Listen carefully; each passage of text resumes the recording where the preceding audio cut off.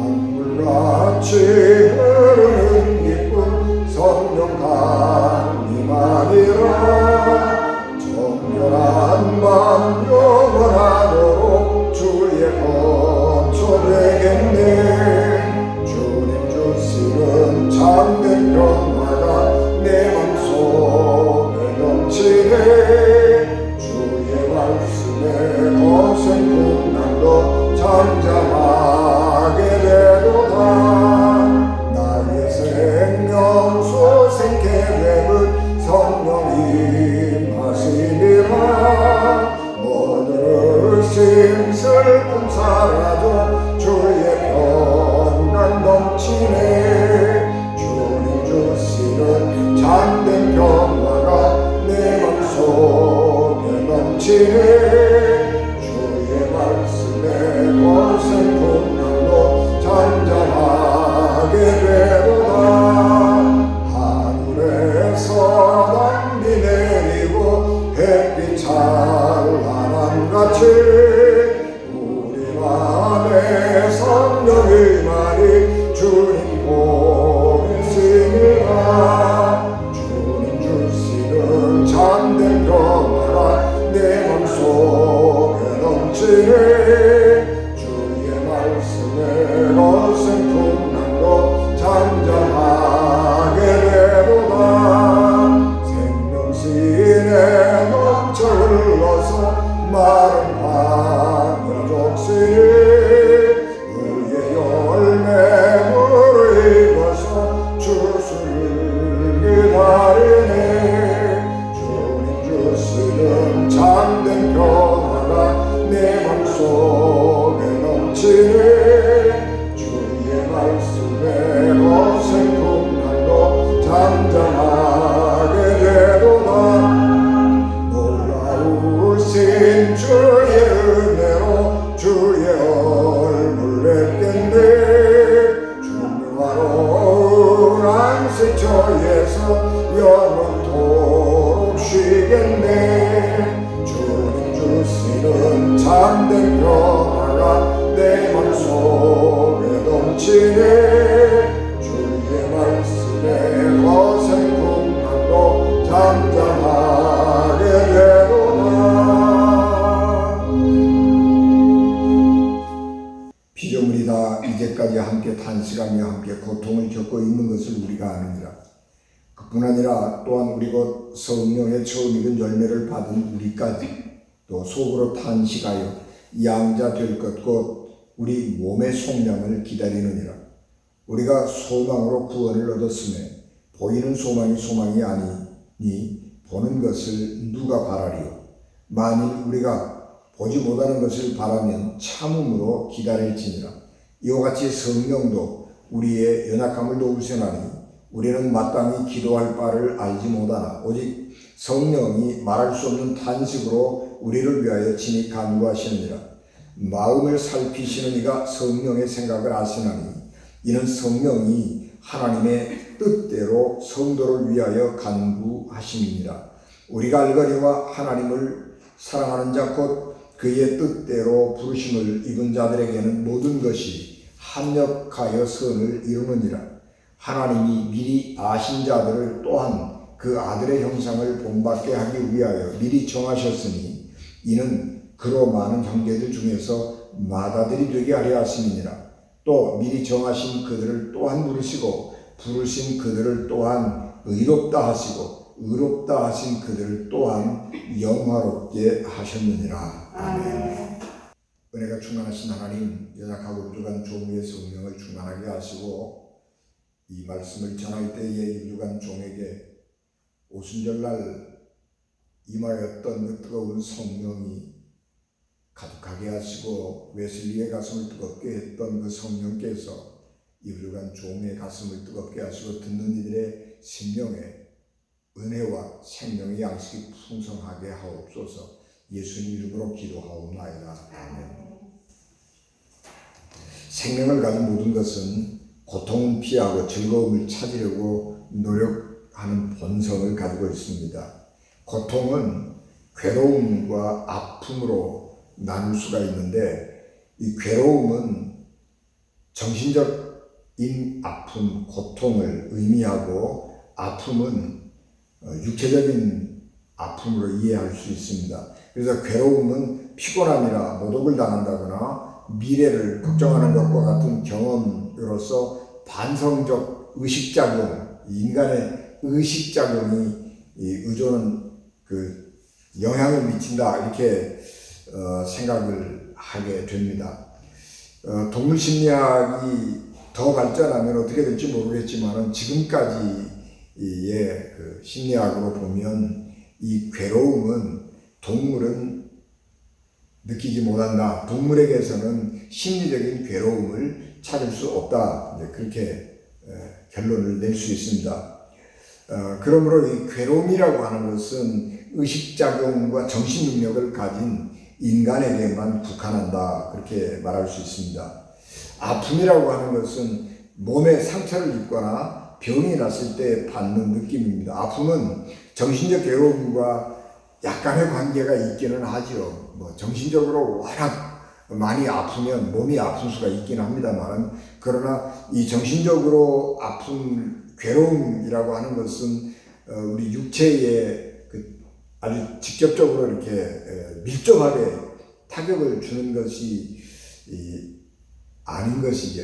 그래서 전혀 연관이 없다라고 말할 수는 없는 것이지만은, 괴로움과 아픔이라고 하는 것은 이렇게 조금 좀 분리해서 생각할 가능성도 있습니다. 그래서 아픔이라고 하는 것은 우리 몸에 가해지는 괴로움을 의미하는 것입니다. 이 아픔이라고 하는, 육체적인 아픔이라고 하는 것은 외부에서 주어지는 것입니다. 그것을 의도적으로 찾아가서 고민하거나 아픔을 경험하려고 하는 사람은 없는 거죠. 근데 내가 원하지는 않지만은 이 육체의 병이라고 하는 것, 육체의 고통이라고 하는 것은 그냥 어느 날 불쑥 찾아오는 것이고, 그래서 육체의 아픔이라고 하는 것은 수동적으로 받아들일 수밖에 없는 것입니다. 그래서 육체의 아픔이라고 하는 것은 수동적으로 받아들일 수밖에 없는 것이고, 특별한 경우를 제외하고는 육체의 특정 부위에서 아픔을 느끼는 것입니다. 인간이 가지고 있는 어두운 그림자가 고통인데, 누구든지 다 소망은 건강하게 잘 사는 거죠. 그런데 어느 날 불쑥 내가 원하지는 않지만 고통이 찾아오면 피하는 방법이 없어요. 그건 재간이 없는 거예요. 그래서 겪을 수밖에 없는 것이고, 그것이 인간이 가지고 있는 어두운 면이기도 하고 인간이 가지고 있는 한계이기도 하는 것입니다. 모든 고통이라고 하는 것은 내가 마음대로 할 수 있는 게 아니에요. 내가 받기 싫다고 그래서 받을 수 있는 것, 받지 않는 것도 아니고, 고통이 올 때에 내가 피하겠다고 생각을 해서 피할 수 있는 것도 아니죠. 모든 사람들이 고통은 다 받기를 원하지 않는 것이기 때문에, 사람들은 죄를 지은 사람에게 벌로서 고통을 부과하기도 하는 것입니다. 그래서 죄를 지으면 제일 먼저 육체적으로 고통을 가하는 것으로서 죄에 대한 벌을 대신하는 것입니다. 그래서 사람이 고통을 당하면, 어떤 육체적인 질병이나 아픔을 겪게 되면 역으로 저 사람이 혹시 무슨 죄를 지어서 신이 그에게 벌을 내리는 거 아닌가, 그런 생각을 하게 되는 것이고, 그래서 어떤 병든 사람에게 찾아가가지고 혹시 하나님이 당신에게 징계를 내리시는 것인 줄 모르니까 회개하시오냐, 이런 얘기들을 하기도 하는 것입니다. 그래서 고난당하는 사람들을 죄인 취급하는 관행이 생겨나기도 합니다. 우리가 이 아픔과 괴로움이라고 하는 것을 한마디로 이렇게 뭉뚱거리면 고통이라고 말할 수 있는 것입니다. 고통은 인간의 가장 원초적인 경험이고, 이 고통이라고 하는 것, 심리적인 고통이나 육체적인 고통, 이것은 살아있는 동안에는 피할 수 없는 것입니다. 우리가 어떤 의미에서든지 이 육체적인 고통을 당하게 되면 인간은 자기의 한계를 느끼게 되고 삶이 더덥다는 것을 절감하게 됩니다. 고통은 철저하게 개인적인 것이기 때문에 이 다른 사람은 느낄 수가 없는 것이죠. 고통은 철저하게 개인적인 것이기 때문에 다른 사람이 대신할 수가 없는 것입니다. 단지 인간이기 때문에 고통을 당하면, 육체적으로 아픔을 당하면 그것을 말로 표현할 수가 있는 거예요. 그래서 말로 표현하고 그가 몸으로 아픔을 드러내는 것을 보면서 우리가 인지하고 그 사람이 지금 얼마나 아플 것인가, 내 과거에 아팠을 때의 고통을 한번 이렇게 회상하면서 얼마나 아플까, 그리고 공감하고 동정을 할 수 있지만은 그 아픔을 내가 대신할 수는 없는 것입니다. 또 한편으로는 아까 말씀드린 것처럼 고통이라고 하는 것은 내가 피한다고 피할 수 있는 것은 아니고 내가 원치 않는다고 그 고난을 피할 수 있는 것이 아니기 때문에 고통을 당하게 되면 인간은 무력감을 철저하게 느끼게 되는 것이고, 또 마찬가지로 그 아픈 사람을, 고통당하고 있는 사람을 옆에서 돌보는 사람도 마찬가지고 내가 어떻게 해줄 수 있는 게 아무것도 없어서 철저하게 무력감을 느끼게 되는 것입니다. 그래서 고통을 당하게 되면 사람은 본질에서부터 다시 생각을 하게 됩니다.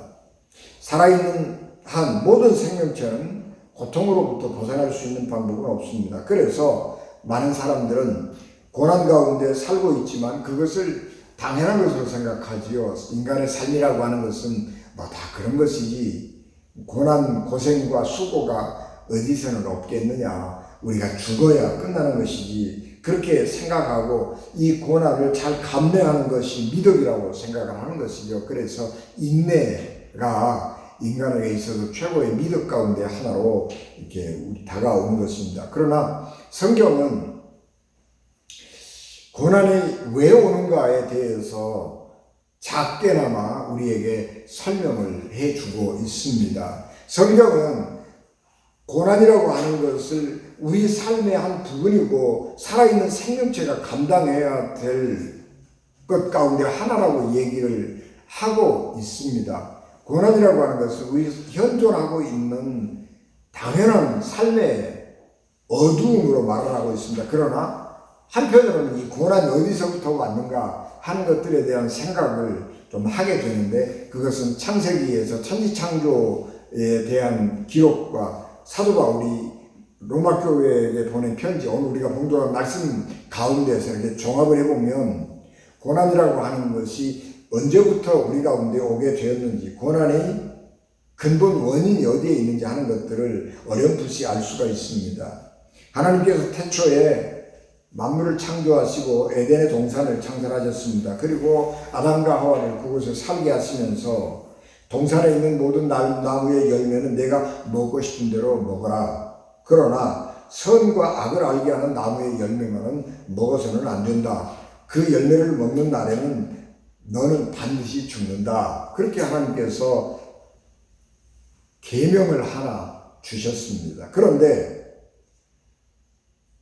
간교한 뱀의 유혹을 받아서 아담과 하와는 하나님이 먹지 말라고 하신 열매를 먹는 죄를 범하고 말았습니다. 그래서 하나님은 하나님의 계명을 어긴 아담과 하와는 에덴 동산 밖으로 추방을 하시고 아담과 하와에게 질서를 부여하셨어요. 하나님이 만드신 사랑의 질서가 아니고 새로운 질서를 부여하셨는데 힘에 의해서 다스려지는 질서를 부과하신 것입니다. 그래서 이 아담이 하와를 힘으로 지배하는 것이죠. 또 뱀도 힘으로 억압하고 지배하는 질서, 그런 질서를 하나님께서 만드셨습니다.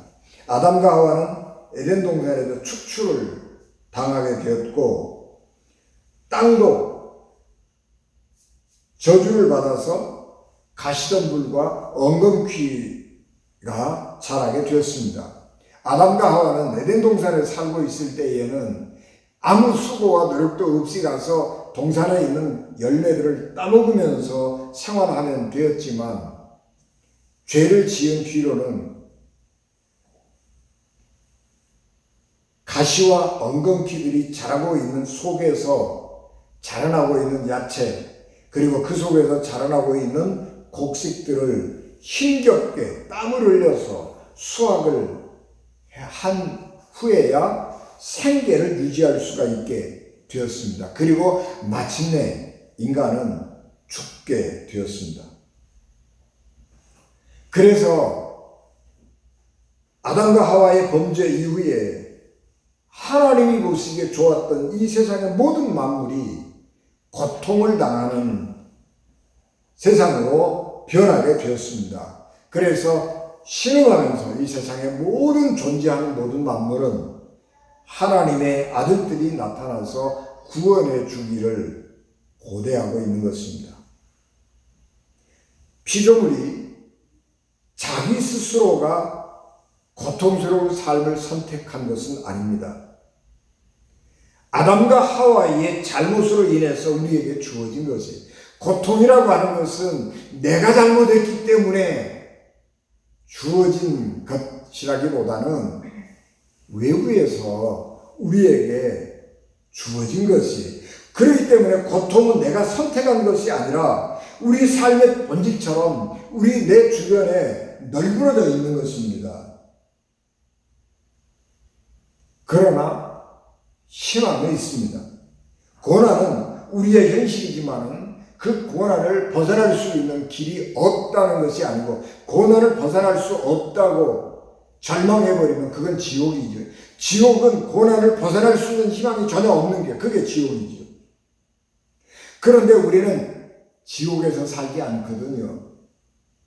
하나님의 은혜와 섭리가 있는 세상에서 사는 것입니다. 그래서 우리에게는 희망이 있는 것입니다. 고난은 우리의 현실이지만 그 고난이 언제까지 지속되는 것이 아니라 아담과 하와 그리고 만물에게 고난의 삶을 명령하신 하나님께서 정하신 때가 되면, 즉 다시 말하면 구원의 날이 이르면 고난은 사라지고 하나님이 주시는 영광된 자유를 얻게 될 것입니다.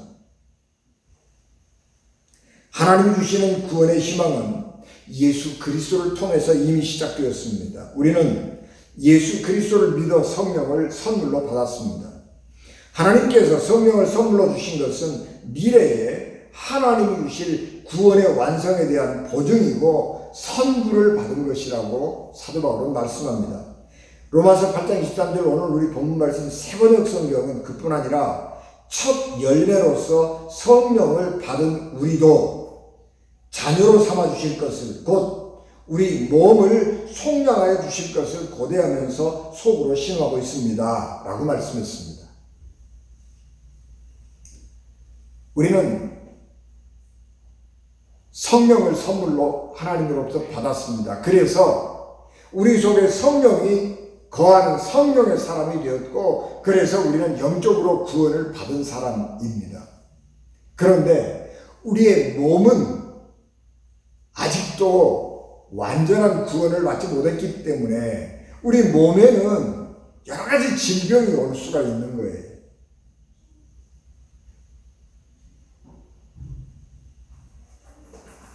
그래서 질병이 오면, 우리 몸이 아프면 고통 가운데 신음하면서 하나님, 우리 몸을 완전히 치료해 주십시오, 그렇게 기도를 합니다.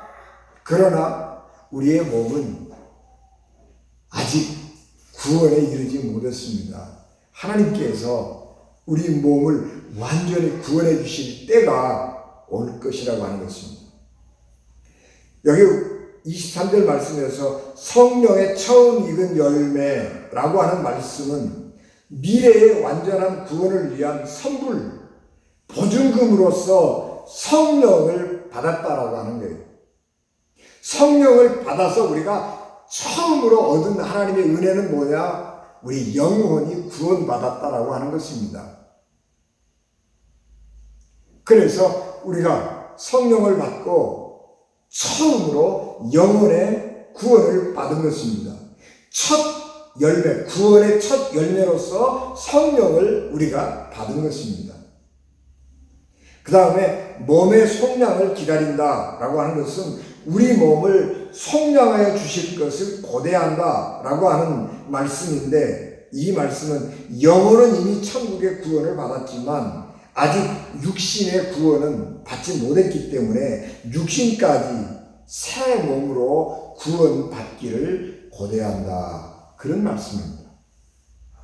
그러므로 우리는 앞으로 영과 육이 완전하게 구원을 받을 때까지 끈질기게 소망을 가지고 기다려야 하는 것입니다. 영과 육이 구속이 완성되어야 완전한 구원이 우리에게 이루어진 것입니다. 우리는 예수 그리스도를 믿음으로 영의 구원은 받았지만 육신의 구원은 아직 받지 못했습니다. 그러므로 우리의 몸과 마음과 영혼이 완전히 죄와 죽음으로부터 해방되어서 하나님의 품에 안기기를 고대하고 살아야 하는 것입니다.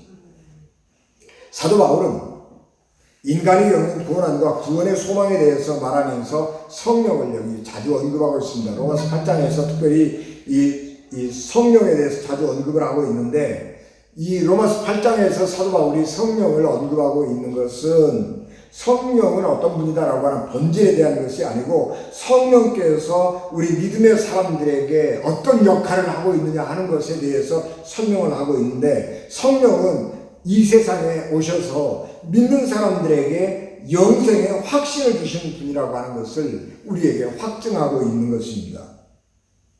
우리가 지금 구원을 얻었다는 것, 그리고 미래의 몸과 영이 완전히 구원받을 것이라고 하는 것을 성령께서 확증하는 것입니다. 그러므로 우리는 성령의 도우심을 받아 그 구원의 완성을 이룰 것이고 그 이룰 줄 믿고 소망을 갖는 것입니다. 오직 성령이 도와주실 때에 우리는 고난을 이길 힘도 있고 구원을 성취할 소망도 있는 것입니다. 인간은 스스로 자기를 구원할 능력도 없고 힘도 없기 때문입니다. 하나님은 구원을 사모하는 사람들을 사랑하시고 그 사람들을 성령을 보내서 도와주시고 구원으로 인도하십니다. 그래서 사도 바울은 로마서 8장 26절 27절 말씀에서 이와 같이 성령도 우리의 연약함을 도우시나니 우리는 마땅히 기도할 바를 알지 못하나 오직 성령이 말할 수 없는 탄식으로 우리를 위하여 친히 간구하시느니라. 마음을 살피시는 이가 성령의 생각을 아시나니 이는 성령이 하나님의 뜻대로 성도를 위하여 간구하심이니라. 그렇게 말씀했습니다. 우리가 사는 동안 이 세상의 죄악으로 인해서 고난을 받습니다. 내가 잘못한 것 때문에 고난을 당하기도 하지만 더 많은 경우에 내 주변 사람들이 잘못한 것이 내게 영향을 끼쳐서 내가 고난을 당하는 것입니다. 사람은 주변의 환경에 영향을 많이 받기 때문에 그렇습니다. 주변에 악한 사람들이 많이 있으면 그 악한 사람들의 영향력 속에 내가 휘말려 들어갈 수 있기 때문에 그렇습니다. 그래서 우리는 살다 보면 억울한 일들을 많이 경험하게 됩니다. 그러나 또 한편으로는 내가 의롭게 살려고 하다 보니까 겪어야 할 고난도 있는 것입니다. 예수님의 아버지 요셉은 의로운 사람이었습니다. 뿐만 아니라 믿음이 좋은 사람이었습니다. 의로운 사람이라고 하는 말은 옳고 그름을 잘 가릴 줄 아는 사람이라고 하는 것이, 의라고 하는 것은 시비를 잘 가리는 게 그게 의잖아요. 의로운 사람이라고 하는 것은 옳고 그름의 시비를 잘 가리는 사람, 그 사람이 의로운 사람입니다. 요셉은 의로운 사람이어서 옳고 그름을 잘 분별하는 사람이었습니다. 그런데 자기가 결혼하기로 약속한 마리아가 임신을 했습니다. 자기와 관계없는 아이인 것입니다. 옳고 그름을 잘 잘 분별할 줄 아는 요셉이 이 일을 어떻게 처리할까 그렇게 고민하다가 마리아에게 너무 큰 타격을 주어서도 안 되겠다 그런 생각을 하고 이 부정한 짓을 한 여인을 용납하는 것도 안 된다 그런 판단을 하고 그냥 조용하게 두 사람의 결혼 관계를 청산하려고 했습니다. 유대인의 관습은 약혼을 하면 결혼하는 것과 같은 효과를 내는 것입니다. 그래서 약혼했다 그러면 결혼 생활 같이 살아도 되는 거예요. 그래서 결혼한 것처럼 이혼을 해주려고 하는 거죠. 그래서 마리아가 그냥 나쁜 평판 안 듣고 그냥 그 사랑하는 사람, 불륜을 저지른 그 사람하고 가서 살기를 바란 것입니다. 그래서 그렇게 해서 문제를 조용하게 해결을 하려고 준비하고 있었는데 꿈에 하나님의 사자가 요셉에게 나타났습니다. 그래서 마리아가 잉태된 과정을 자세하게 이야기를 해주면서 요셉이 하려고 했던 계획이 잘못된 것이다. 그래서 그 모든 계획을 철회하고 마리아하고 결혼해서 살아라. 그렇게 말씀을 합니다. 그러니까 믿음이 좋은 요셉이 하나님의 사자가 그렇게 일러주는 것을 듣고 생각을 바꾸어서 마리아와 결혼을 하고 마리아가 잉태한 아이를 자기 아이로 입양해서 키우기로 결심을 한 것입니다. 요셉은 믿음이 좋은 사람이고 의로운 사람이었기 때문에 하나님의 말씀을 옳은 것으로 여기고 순종해서 살았습니다. 그렇기 때문에 그는 당하지 않아도 될 남다른 고난을 당한 것입니다. 헤롯이 예수님을 죽이려 할 때에 예수님만 죽이겠어요? 예수님의 어머니 아버지도 위험해지는 거죠. 예수님 때문에 자기 온 일가족이 목숨을 빼앗길 위기에 처하게 되니까 부랴부랴 서둘러서 애국으로 멀리 피난을 가는 것입니다. 여러분, 옛날에 여행이라고 하는 것은 굉장히 위험한 것입니다. 그런데 그 먼 길을 떠나서 애굽에 가서 정착하고 살다가 또 하나님의 천사가 요셉에게 야 이제 돌아가거라 그렇게 얘기해 주시니까 또 그 가족을 이끌고 그 머나먼 길을 떠나서 이스라엘 땅에 들어왔는데 자기 고향 가서 살지 못하고 나사렛에 가서 낯선 곳에 가서 살면서 어려움을 당하게 되는 것입니다. 가뜩이나 내삼 하나도 감당하기 어려운데 믿음을 가지고 살다 보면 믿음을 가졌기 때문에 짊어져야 할 어려움들도 많이 있습니다. 그래서 예수 믿는 사람들은 예수 안 믿는 사람들보다 하지 말아야 될 일도 많이 있고 또 예수님을 믿기 때문에 해야 될 일도 많이 있는 것이고 그래서 두 몫의 삶을 감당하느라고 힘겨운 삶을 살아야 하는 것입니다. 그러나 성령께서는 하나님의 언어로 하나님에게 내 속사정을 말씀드리기 때문에 그리스도인들은 남들이 지지 않아도 될 짐을 짊어지고 살아가는 사람들이지만은 힘을 얻고 능력을 얻어서 우리의 삶을 아름답게 살아갈 수 있을 뿐만 아니라 하나님의 영광에 이르게 되는 것입니다. 어떻든 우리는 고난을 당할 때에 성령께서 우리를 위하여 대신 하나님 앞에 간구해 주기도 하지만 시험 당할 즈음에 고난을 당할 즈음에 우리는 생각을 많이 하고 기도를 많이 해야 하는 것입니다.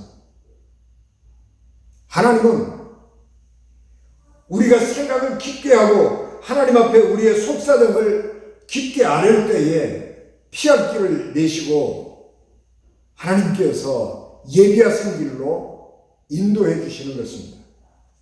고난은 왜 내게 닥쳐오는지 그 원인을 알 수 없지만 고난을 당할 때에 그 의미를 아는 것, 그것은 굉장히 고난을 당하는 사람에게 중요합니다. 고통은 아까 말씀드린 것처럼 개인적인 것이기 때문에 그 고통은 나만이 겪을 수밖에 없는 것이죠. 우리의 삶이라고 하는 것은 내 삶은 내가 사는 거예요. 누가 다른 사람이 살아주는 거 아니라고요. 그렇기 때문에 내 삶이라고 하는 것은 다른 사람들이 보기에는 그냥 별 의미 없어 보이고 별 가치 없어 보일지 모르지만은 내게 있어서 내 삶이라고 하는 것은 너무 소중한 것이, 너무 귀한 것이에요.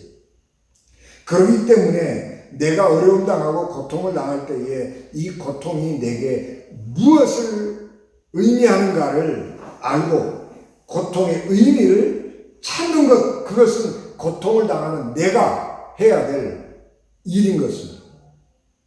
고통 자체가 우리에게 이것이 어떤 의미를 주는 것이다, 그렇게 가르쳐 주지 않습니다.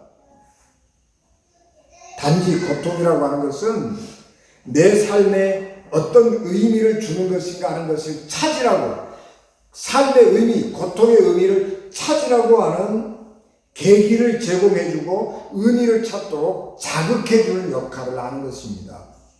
그런데 만약 우리가 고통 속에서 의미를 찾지 못한다면 그 고통은 우리에게 형벌이 되는 거예요. 그러나 우리가 그 고통 속에서 고통의 의미를 찾는다면, 아픔 속에서 그 아픔의 의미를 찾는다면 그 아픔은 인간으로 만드는 것이고 나를 나다운 사람으로 만들어서 하나님의 구원의 길로 인도하는 것입니다. 사도 바울은 아주 지독한 질병을 가지고 있었습니다. 어떤 사람은 눈병, 안질이라고 얘기하고 어떤 사람은 간질이라고 얘기하는데 모릅니다. 그런데 사도 바울이 앓고 있는 질병이 복음을 전하는데 방해가 많이 됐습니다. 다른 사람들은 기도해주면 병도 낫고 그러는데 지병 하나 지가 해결 못하니까 사람들이 얼마나 너나 잘해라 그럴 거 아니겠어요? 이게 복음 전하는데 방해가 많이 되는 거예요. 그래서 사도 바울이 하나님 앞에 내 병 좀 고쳐주시오. 그리고 3번이나 기도했습니다. 3번 기도했다고 하는 것은 하나님 고쳐주시오. 3번 기도했다는 게 아니에요. 사도 바울이 3번이나 기도했다고 하는 것은 집중적으로 그 문제를 위해서 하나님 앞에 기도한 것이 3번이었다 그 말이. 그랬더니 하나님께서 고린도후서 12장 9절에 내 은혜가 내게 족하도다. 이는 내 능력이 약한 데서 온전해짐이라 하시니라. 그러므로 도리어 내가 크게 기뻐했다. 그렇게 말합니다.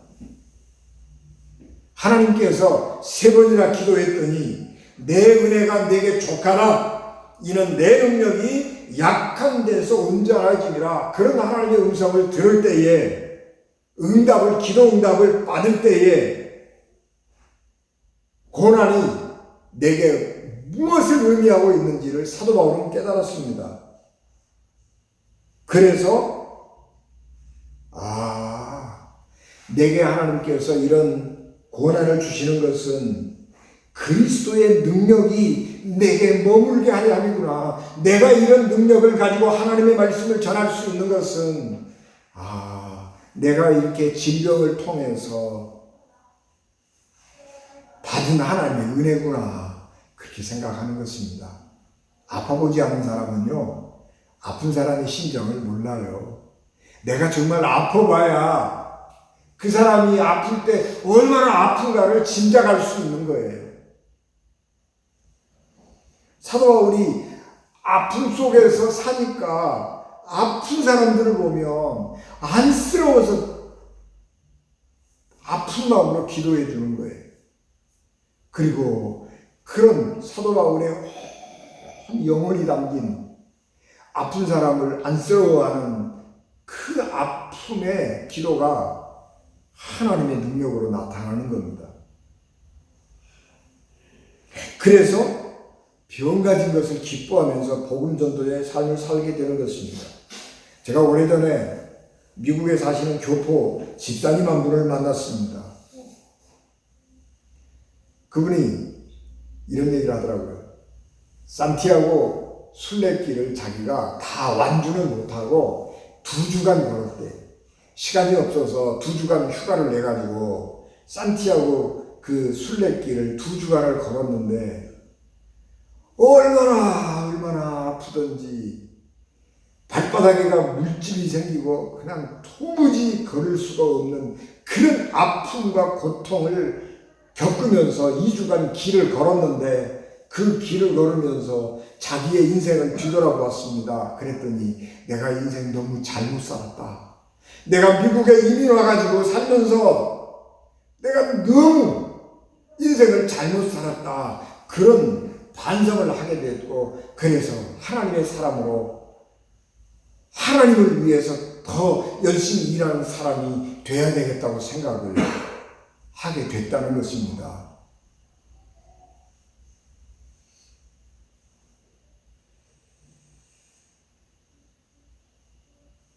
길 위에서 고난을 겪으면서 그리고 그 고난과 함께 길을 가면서 인생을 뒤돌아보면서 내 인생을 내가 참 잘못 살았다. 그런 깨달음을 갖고 삶의 의미를 찾게 되었다면 그 고통은 구원으로 인도하는 하나님의 은총인 것입니다. 저는 가난한 사람은 건강하게 사는 것이 돈 버는 길이다. 그리고 생각하고 나름대로 건강관리하고 그러고 살았습니다. 여러분 아시는 것처럼 작년에 제가 병이 중병이 들었는데 원인도 모르고 이유도 모르잖아요. 어느 날 갑자기 자고 일어났는데 불쑥 내 몸에 질병이 찾아온 것입니다. 생사의 위기를 넘나들면서 깨달은 것은 내가 열심히 관리한다고 그래서 내가 건강한 거 아니에요. 내가 열심히 노력해서 건강하게 사는 것이 아닙니다. 하나님의 은혜로 그렇게 건강하게 살 수 있는 거예요.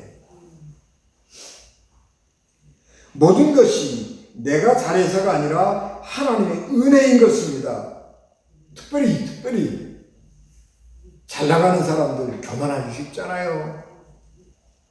모든 것이 자기 뜻대로 잘 되어가는 사람들, 내가 능력이 좋아서 내가 출중해서 그렇게 잘 되는 줄로 생각하고 교만하면 안 되는 것입니다. 모든 것이 하나님의 은혜인 것입니다. 그러므로 잘 나갈 때에 우리는 하나님께 감사하고 하나님을 사랑하고 살아야 하고, 어렵고 힘들 때에는 하나님께 도움을 요청하고 구하면서 이 고난이 내게 무엇을 의미하는가 하는 의미를 찾는 삶을 살아야 하는 것입니다. 고통은, 육체적인 고통은 고통을 당하는 순간만 아픈 거예요. 육체적 아픔은 시간이 지나면, 그 육체적 아픔의 시간이 지나면 내가 그 아픔을 다시 겪어보고 싶어서 노력을 해도 재현이 안 되는 거예요. 이것은 하나님이 주시는 축복임에 틀림이 없지요. 내가 아팠는데, 엄청나게 아팠는데 내가 그때를 생각하면 또 그렇게 아프다 그러면 어떻게 살겠어요? 못 사는 거지. 시간이 지나면 육체적인 아픔은 재현이 안 돼요. 그건 하나님의 은혜요 축복임에 틀림이 없습니다. 그러나 그 아픔을 통해서 내 인생의 의미를 찾지 못하면 그 고통은 아까 말씀드린 것처럼 형벌이에요. 내게 준 형벌. 그거는 너무너무 비참한 거예요. 어디선가 내가 넘어졌다면 그곳에서 일어설 때에는 뭔가 손에 하나 들고는 일어나야지요. 그냥 의미 없이 일어나면 안 돼요. 동물은 고통을 당하지만은 그 의미를 알지 못하기 때문에 그 고통을 나중에 또 당하는 거예요. 그래서 동물은 자기가 걸렸던 그 올가미에 또 걸리는 것이고, 물고기는 자기가 물려서 고통당했던 그 낚싯줄에 또 올리는 것이에요. 인간은 그러는 게 아니에요. 인간은 고난의 의미를 발견하면 그런 고통에 다시는 안 들어가는 거예요. 우리는 어디에선가 넘어지면 그 넘어진 곳에서 뭔가를 들고 일어나야 하는 것이고, 그렇게 될 때에 같은 장소에서 같은 이유로 넘어지지 않습니다. 성령은 우리에게 오셔서 소망을 주시고 고난을 이기게 하시고, 우리 하나님께 우리의 사정을 정확하게 알려서 하나님의 도움을 받게 하십니다. 말할 수 없는 탄식으로 우리를 위하여 친히 간구하시는 성령의 도우심을 받아 고난의 시기에 더욱 큰 하나님의 은혜를 경험하는 은진 가족 되시기를 주 예수 그리스도 이름으로 축복합니다. 기도하겠습니다. 은혜가 충만하신 내 아버지 하나님, 주의 은혜를 저희들에게 충만하게 하시고 우리가 성령의 도우심으로 우리의 삶을 살아갈 수 있게 하옵소서. 말할 수 없는 탄식으로 우리를 위하여 대신 간구하시는 성령의 그 간구에 힘입어 우리가 은혜로 살아갈 수 있게 도와주시고, 고난당할 즈음에 피할 길을 있은 하나님께로 돌아가는 저희들에게 축복해 주시옵소서. 예수님 이름으로 기도하옵나이다. 아멘.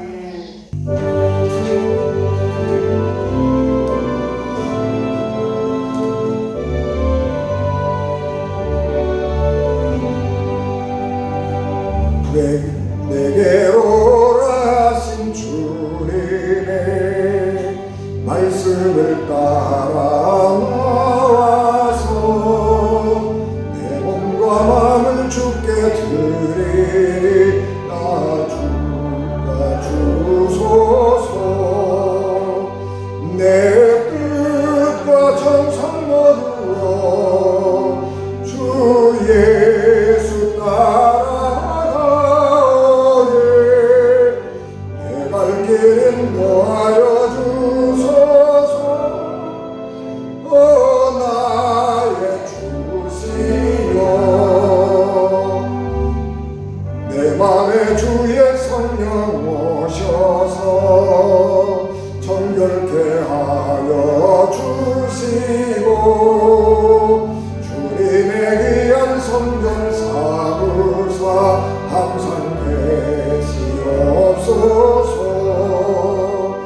나 주님 힘써 섬기며 늘 충성하며 살리니. 내 갈 길은 놓아여 주소서. 나의 주시여. 내 참된 친구 되신 구주여, 나에게 임재하시사 이 세상 끝날 되어 숨질 때 주여 함께 하소서. 나 주님 품에 안기어 자만시 영생 누리리. 내 갈 길은 놓아여 주소서. 나의 주시여.